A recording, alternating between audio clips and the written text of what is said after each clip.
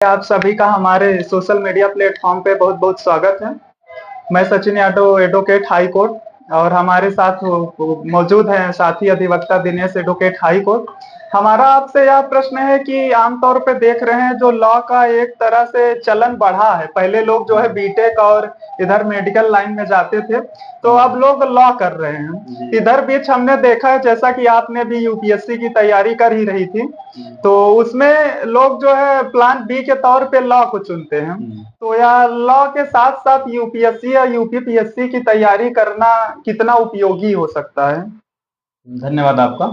आपने बहुत प्रश्न अच्छा किया कि यूपीएससी के साथ साथ जो लोग प्लान बी के तौर पर देखते हैं। जी आज के समय में देखते हैं कि यूपीएससी के लोग जो है कि बहुत लिमिटेड सीट आती है बिल्कुल। और कैंडिडेट अधिक से अधिक हर साल जो है बढ़ रहे हैं। तो प्लान बी के तौर पे पहले लोग जो है कि पीजी कोर्सेज कर लेते थे, बीएड कर लेते थे या मेडिकल या अन्य कोई, लेकिन वर्तमान समय में देख रहे हैं कि लोगों का लॉ प्रोफेशन में ज्यादा रुझान आ रहा है। इसके पीछे दो अच्छाई भी है, इसके पीछे अच्छाई भी है और बुराई भी है। बुराई इन द सेंस की निगेटिव पॉइंट इस तरीके से देखा जाए कि जब मैं तैयारी कर रहा था, जो हमारी कोचिंग चल रही थी यूपीएससी की, तो हम लोग इलाहाबाद विश्वविद्यालय से साथ में ही कर रहे थे। तो उस समय क्लास लेने में व्यवधान हो रहा था।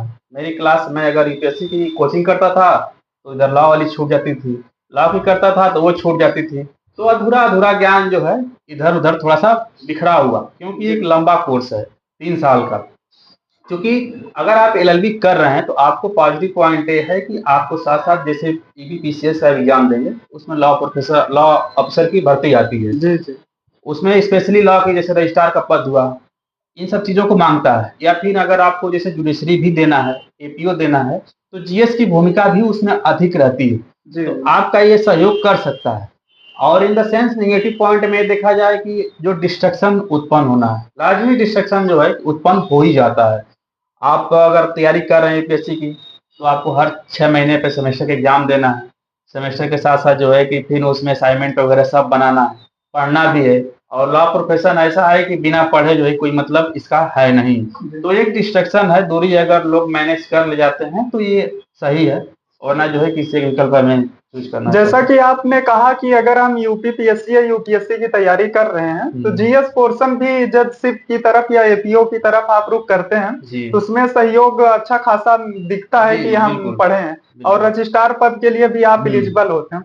लेकिन देखा जाए तो 1 महीने क्लासेस चलती है, उसके बाद असाइनमेंट, प्रेजेंटेशन वगैरह, फिर एग्जाम आ जाता है। तो आप लोग इसको बैलेंस कैसे करते थे? बैलेंस वही है कि अब या तो क्लासेस जो है कि अपना टाइम चेंज करा लें, जैसे जो क्लास की टाइम है, और फिर जो है कि समय हमको देना ही पड़ता था। इधर 2-4 घंटे ना डेढ़ तो कम से कम 2-4 घंटे से एलएलबी के लिए देना ही देना है। तो वही बता रहे हैं ना कि डिस्ट्रक्शन उत्पन्न हो जाता है।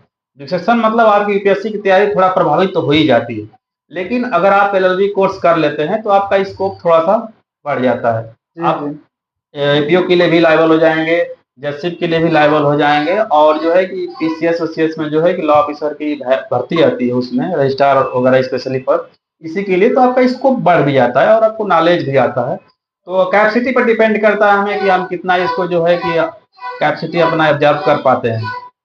जैसा कि आपने कहा कि एक डिस्ट्रैक्शन होता है, डिस्ट्रैक्शन होता है, तो आप क्या सलाह देना चाहेंगे न्यू कमर्स को कि वो इसी लॉ की फील्ड की तरफ आगे बढ़ें, या फिर यूपीएससी या यूपीपीएससी जैसे एग्जाम के लिए आप आगे पढ़ते रहें? देखिए, मेरा जो व्यक्तिगत अनुभव है, मुझे एलएलबी करने का कोई शौक नहीं था, ना मेरे दिमाग में था। मेरे पिताजी भी जो वरिष्ठ अधिवक्ता हैं, एलएलबी एलएलएम किए हुए हैं, तो मैं थोड़ा सा उनसे भी इंस्पायर था। और जो है कि हमारा सेकेंड थर्ड जनरेशन है इस लॉ प्रोफेशन में, तो मैंने सोचा कि ठीक है कर लेते हैं। और जो अमूमन अलग और लोगों की बात है कि अगर उनको लगता है कि नहीं हमारी एलएलबी में अच्छी पकड़ है, लॉ में हमें मजबूती से है, तो उनके लिए यूपीएससी से ज़्यादा आसान एलएलबी जजशिप है या फिर एपीओ की भर्ती है, ये ज़्यादा आसान है। UPSC tough of the toughest exam है। बिल्कुल। आप अगर उस पर अपना अगर जो है कि ध्यान नहीं उतना दे पाएंगे, अगर ये सब डिस्ट्रक्शन होगा, तो फिर आपके जो है प्रभावित तो पड़ेगा ही पड़ेगा। बहुत बहुत धन्यवाद साथी अधिवक्ता, आपने बहुत ही महत्वपूर्ण जानकारी दी। या जो है आने वाले न्यू कमर्स के लिए, या जो साथ में यूपीपीएससी या यूपीएससी की तैयारी कर रहे हैं और लॉ भी कर रहे हैं, उनके लिए सहायक और मार्गदर्शक होगा आपका यह जवाब।